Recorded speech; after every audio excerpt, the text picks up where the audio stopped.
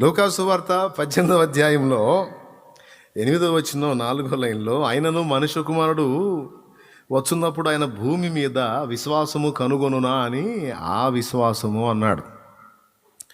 ఏ విశ్వాసము అంటే పైన ఒక ఎగ్జాంపుల్ చెప్పాడు ఆయన. ఒక ఊర్లో ఒక న్యాయాధిపతి ఉన్నాడంట. వాడి జాబ్ ఏమో న్యాయాధిపతి, వాడేమో అన్యాయస్తుడు. చేసే వృత్తి ఏమో జనాలకు న్యాయం తీర్చేది, క్యారెక్టర్ ఏమో అన్యాయస్తుడు. అంతటితో ఒట్టి అన్యాయం చేసే బుద్ధి అయితే అది వేరే సంగతి. దేవునికి కానీ మనుషులకు కానీ భయపడని వాడట. దేవునికి భయపడ్డావు, మనుషులకి భయపడ్డా అంటే ఎవరిని లెక్క చేయని మూర్ఖుడు అన్నమాట. అట్లాంటోడు న్యాయాధిపతి. ఈ రెండే కాకుండా మూడో కొలత ఏంటంటే వాడి దగ్గర దేవునికి మనుషులకి భయపడినోడి దగ్గర ఇక న్యాయం ఎట్టుంటుంది? పూర్తిగా అన్యాయస్తుడు అన్నమాట. ఈ అన్యాయస్తుడైన న్యాయాధిపతి దగ్గరికి ఒకరోజు ఒక పెద్ద ఆవిడ వచ్చింది. ఆమె విధవరాలు. ఆమె అతని యొద్దకు తరచుగా వచ్చి, నా ప్రతివాదికిని నాకును న్యాయము తీర్చమని అడుగుచూ వచ్చాను కానీ అతడు కొంతకాలం ఒప్పకపోయెను. తరువాత అతడు, నేను దేవునికి భయపడకయు మనుషులను లక్ష్యపెట్టకయు ఉండినను ఈ విధవరాలు నన్ను తొందరపెట్టుచున్నది గనుక ఆమె మాటి మాటికి వచ్చి గోజాడకుండునట్లు ఆమెకు న్యాయము తీర్చునని తనలో తాను అనుకొనెను. వినండి, వీడి క్యారెక్టర్ ఏమో దేవునికి భయపడ్డు, మనుషులకు భయపడ్డు, అన్యాయస్తుడు. ఇట్లాంటి వ్యక్తి దగ్గరికి న్యాయానికి పోయింది ఆమె, విధవరాలు, దిక్కులేనిది. వెళ్ళి, అయ్యా, నాకు మరొక వ్యక్తికి ఒక విషయంలో వాదం వచ్చింది, నాకు అన్యాయం జరుగుతుందయ్యా, భర్త లేని దాన్ని, విధవరాలని, దిక్కులేని దాన్ని అయ్యా, నా పక్షంగా మాట్లాడే వాళ్ళు ఎవరూ లేరని అతడు నాకు అన్యాయం చేస్తున్నాడయ్యా, నాకు న్యాయం చెప్పయ్యా, నువ్వు పిలిపిస్తే వాడు వస్తాడయ్యా, నువ్వు మాట్లాడితే వాడు వింటాడయ్యా, ఎందుకంటే నువ్వు న్యాయాధిపతివి, దయచేసి నాకు సహాయం చెయ్యయ్యా అని వెళ్ళింది. ఏమో వెళ్ళ అన్నాడు స్టార్టింగ్లో. ఆ రోజుకు పోయి మళ్ళీ మరుసటి రోజు కనపడింది. ఏమా నిన్ను చెప్పలా, నా బిజీ ఉంది పో అన్నాడు.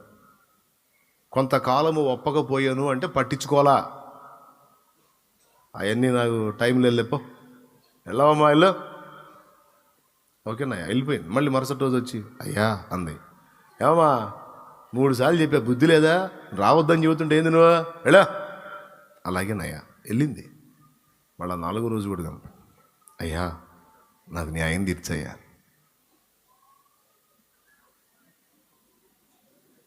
నీకేమన్నా మెంట్లా ఏంటి నువ్వు, ఎలా, సరేనయ్యా పోయింది. మళ్ళా మరుసటి రోజు వచ్చింది. ఎన్నిసార్లు అని చెబుతాడు వాడు మాత్రం. ఇప్పుడు భిక్షగాళ్ళు ఉంటారు అక్కడక్కడ, లేదమ్మా ఇల్లు అంటే, అయ్యా అయ్యా అయ్యా అయ్యా, లేదమ్మా ఉంటే ఏనా, లేదు ఇల్లు, అయ్యా అయ్యా అయ్యా అయ్యా అయ్యా అయ్యా, లేదమ్మా తల్లి ఉంటే ఏనా, లేదు ఏం చేద్దాం, అయ్యా అయ్యా అయ్యా అయ్యా అయ్యా అయ్యా. రే నీ దగ్గర ఏమన్నా ఈ రావు 10 రూపాయలు తగలబెట్టరా, చంపుతుందిరా. అయ్యా అయ్యా అయ్యా ఇస్తాను ఆగు, చంపవాకే ఆగు, వాడు చిల్లర తిని ఇస్తాను అంటాం కదండి సహజంగా. మన దగ్గర లేకపోయినా పక్కనోటి దగ్గర మనం అడుక్కొని,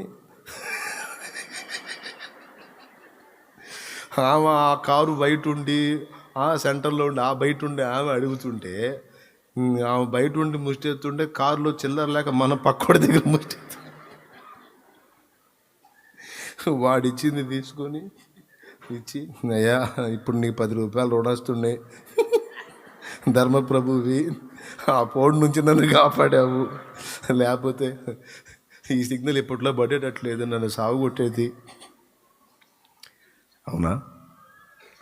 అంటే ముమ్మారు లేదన్నా, ఆపకుండా గోజాడుచున్నందున కొట్టలేవు, తిట్టలేవు, గద్దించినా సరే బ్రతిమాలుచున్నందున ఇక నువ్వు బెండవక తప్పదు. అవునా? ఈ పాయింట్ని పట్టుకోండి. రెండోది, ఇప్పుడు 5 సార్లు చెప్పాడు, వీడు 6వసారి మళ్ళా కనపడింది. ఇప్పుడు ఏం చేసేది తెలుసుగా, నాలోలా కనపడన్నాడు. అలాగేనయ్యా, ఎందుకు ఈ 4 రోజులన్నా ప్రశాంతంగా ఉంటుందిరా. ముందు నాకు ఈ మనిషి కనపడుతుంటే నాకు నరాలు వీక్నెస్ వస్తుంది. ఇక నాలోలా కనపడిపో అన్నాడు. నాలోలా కరెక్ట్గా కనపడింది. వచ్చావు. చాలామందిని చూశాను కానీ నీ ఇలాంటి దాన్ని చూడలేను నేను. దెయ్యం పట్టినట్టు పట్టావు నా ప్రాణానికి. 5 రోజులు ఆగి రాపో అన్నాడు మళ్ళా. ఎందుకంటే వాడికి ఓడిపోవటం ఇష్టం లేదు. కరెక్ట్గా 5 రోజుల తర్వాత మళ్ళీ కనపడు. అయ్యా అంతే. వచ్చావా? నా పనులన్నీ మానుకొని నువ్వు ఎటు కనపడతావని దేవులాడుకుంటావు అయిపోయింది నా పని.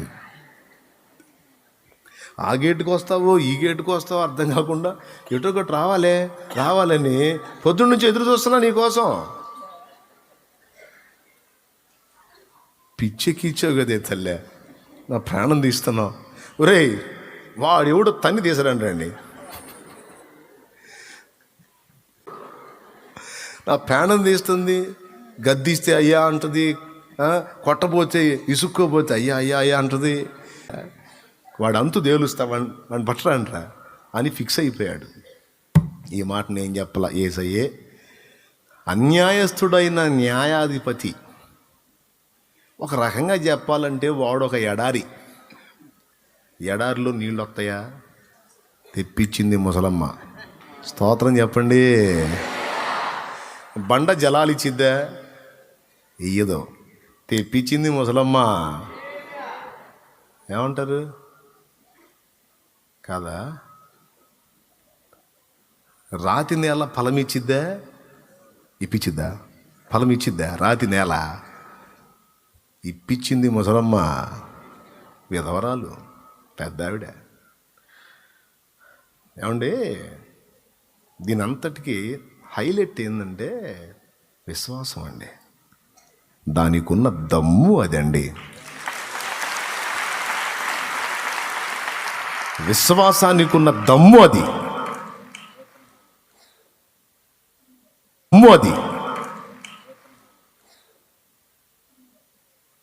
వాడు ఒక బండ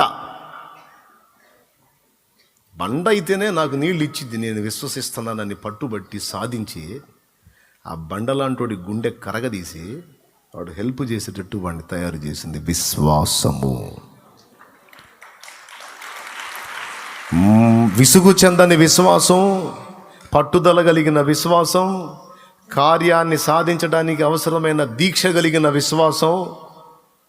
దాని గురించే మాట్లాడాడు. ఏమంటాడంటే, ఆమె దెబ్బకి అన్యాయస్తుడే, వాడు అసలే అన్యాయస్తుడు, ఎవరికి భయపడినోడు, అట్టంటోడే బెండయ్యి ఆ కఠిన హృదయుడే ఆమెకు న్యాయము తీర్చబోనుకుంటే మీ పరలోకపు తండ్రి ఎంత న్యాయవంతుడు, ఎంత నీతిమంతుడు, ఎంత ప్రేమ గలవాడు, ఎంత దయగలవాడు, ఎంత కృపగలవాడు, ఎంత జాలి గలవాడు, ఎన్ని తెలిసినవాడు, ఎంత బలవంతుడు. ఒక బండ నుంచే నీళ్లు తెప్పించినట్టు, ఎడారి నుంచి జీవజల నదులు ప్రవహింపజేసినట్టు, అన్యాయస్తుడైన వాని మీద విశ్వాసం ఉంచి పదే విసుగక తిరిగి విన్నపం చేసి వాని నుండి న్యాయం పొందినప్పుడు నీతిగల న్యాయాధిపతి దగ్గరికి వెళ్ళి విశ్వాసం ఉంచి గోజాడితే ఆయన ఫలమియ్యడా? మరి నిశ్చయముగా ఇచ్చును కదా అని చెప్పి మనుష్య కుమారుడు మరలా వచ్చినప్పుడు భూమి మీద అలాంటి విశ్వాసుల్ని కనుగొంటాడా అని క్వశ్చన్ వేశాడు. అక్కడ దాన్ని అండర్లైన్ చేయాల. ఎందుకు అంటే భక్తి దాని స్థితిగతులు ఎలా మారిపోతాయో ఫస్ట్ ఇందాక చదివించిన వచనంలో ఉంది. పైకి భక్తి గలవారి వలె ఉండి దాని శక్తిని ఆశ్రయించని వారు, పైకి భక్తి గలవారి వలె ఉండి దాని శక్తిని ఆశ్రయించని వారు. ఈ పొరపాటు అప్పుడప్పుడు నాలో కూడా జరిగిద్ది, నేను యథార్థంగా ఒప్పుకుంటున్నా. ఈ తప్పిదం నాలో కూడా జరిగిద్ది. మంచి మనస్సాక్షితో యథార్థంగా ఇంతమంది ముందు ఒప్పుకుంటున్నాను నేను. పైకి భక్తి గల వారి వలె ఉండి దాని శక్తిని ఆశ్రయించని వారై ఉందురు, అంత్య దినములలో అపాయకరమైన కాలములు వచ్చును అన్నాడు కదా. అందులో ఈ మాట గుర్తుపెట్టుకోవాలి మనం. అంటే భక్తిలో శక్తి ఉందన్నమాట. యోబు గ్రంథంలో కూడా అదే అంటాడు, నీ భక్తి నీకు ధైర్యం పుట్టించదా అంటాడు. భక్తిలో ధైర్యం ఉందా? ఉంది. మళ్ళా తిమోతి పత్రికలో పౌలు అంటాడు, సంతుష్టి సహితమైన భక్తి గొప్ప లాభసాధకమై ఉంది అంటాడు. దైవభక్తిలో బెనిఫిట్స్ ఉన్నాయి. ఏంటి? లాభం ఉంది. రెండవది ధైర్యం ఉంది భక్తిలో. ఇదొక అంశం, రాసుకో, జస్ట్ కోట్ చేసుకో, ఉపయోగపడతాయి. భక్తిలో ఉన్నటువంటి ప్రయోజనాలు అన్న టైటిల్ మీద రాసుకో. భక్తిలో ఏముంది? తిమోతికి రాసినటువంటి మొదటి పత్రిక రెఫరెన్సెస్ కూడా చూసుకోవచ్చు.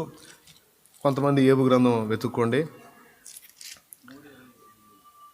చూడండి. తిమోతికి రాసిన మొదటి పత్రిక 6వ అధ్యాయము 6వ వచనం చూడమా. సంతుష్టి సహితమైన దైవభక్తి గొప్ప లాభ సాధనమై ఉన్నది. ఓకేనా? ఇప్పుడు గొప్ప లాభ సాధనం.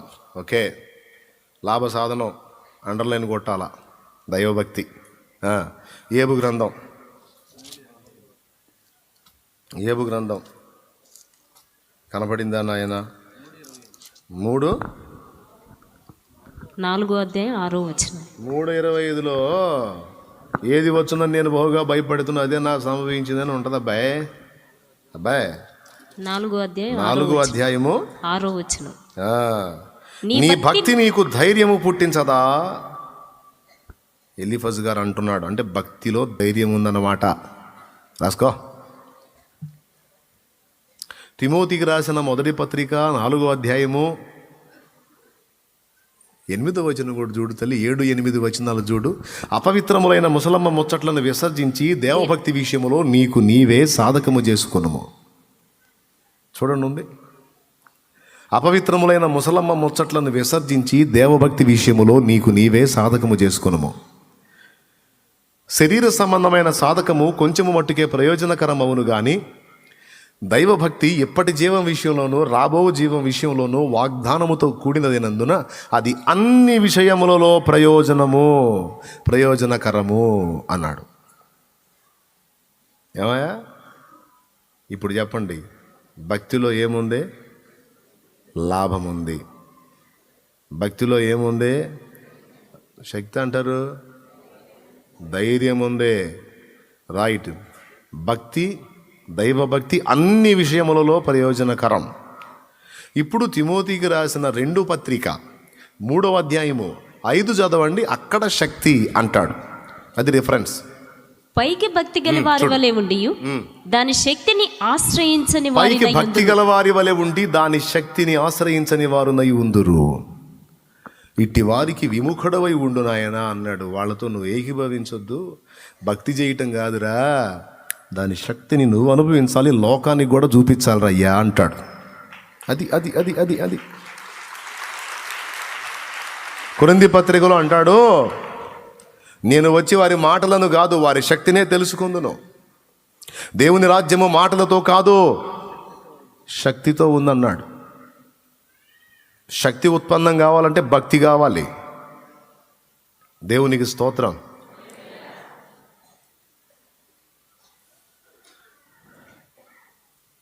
భక్తి చేత దేవుడిచ్చే శక్తిని మనం అనుభవించాలి, ప్రజలు కూడా అనుభవించేటట్టు చేయాలి. మళ్ళా ప్రజలు అనుభవించి మనల్ని గణపరుస్తుంటే మా సొంత శక్తి చేతనైనను మా సొంత భక్తి చేతనైనను ఈ కార్యము జరిగించినట్లు మీరు మారుతట్టే అలా తేరి చూచుచున్నారు అని నజరేయుడగు యేసు వైపుకు మహిమ తిప్పాలి. కొడితే గట్టి కొట్టండి, లేకపోతే సర్దుకోండి, ఇబ్బంది ఏం లేదు. హల్లెలూయా. ఇప్పుడు పాయింట్కి వద్దాం. ఈ లోపం నాలో కూడా ఉంది అన్నాను.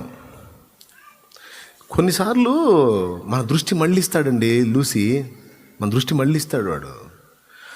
ఫస్ట్ నుంచి దేవుని మీద ఆధారపడి అన్నీ సాధించుకుంటా ఉంటామా?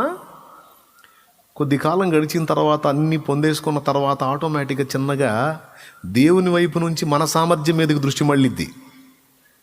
మన తెలివితేటల మీదకి, మన పనితనం మీదకి, మన జ్ఞానం మీదకి, మన సామర్థ్యం మీదకి, మన ఐడియాలజీ మీదకి మన దృష్టి మళ్ళిద్ది.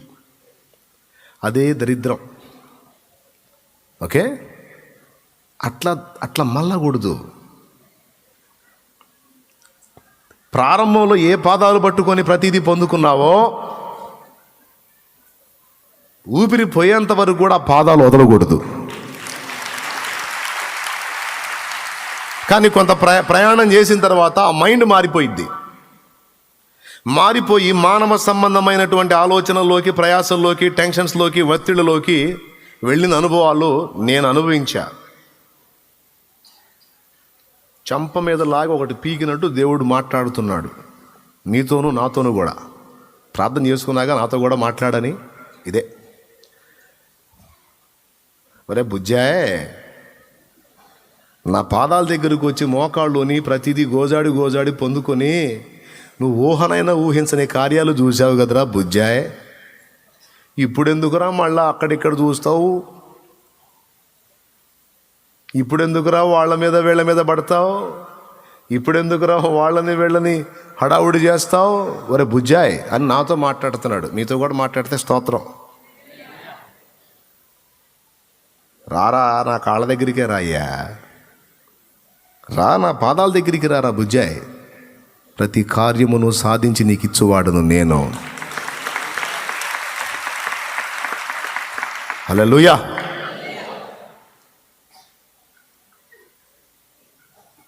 విత్తనం నాటుతాడు రైతు. ఫలం అతని చేతుల్లో ఉందా, నా చేతుల్లో ఉందా?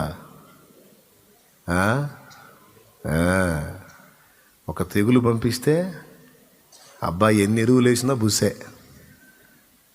ఎన్ని మందులు కొట్టి పిచ్చికారీ చేసినా బుసే, ఏం చేతికి రాదు. అంటే వ్యవసాయదారుడు విత్తనం విత్తితే పంట చేతికి వచ్చేది దేవుని దయ. కష్టపడి చదివినవాడు ఒక అద్భుతమైన ఉద్యోగాన్ని సాధించాడంటే దేవుడు పెట్టిన భిక్ష. లేకపోతే గొప్ప చదువులు చదివిన వాళ్ళు చిత్తుకాయతాలు ఏరుకుంటున్న వాళ్ళు చాలామంది తెలుసు నాకు. పెద్ద చదువు చదివారు, పాత సంచి తీసుకొని రోడ్డు వెంబడి చిత్తుకాయతాలు ఏరుకుంటూ ఉన్నారు, కాగితాలు ఏరుతూ ఉన్నారు. ఎందుకు ఏరుతున్నారు కాగితాలు? మైండ్ ఎఫెక్ట్ అయిపోయి.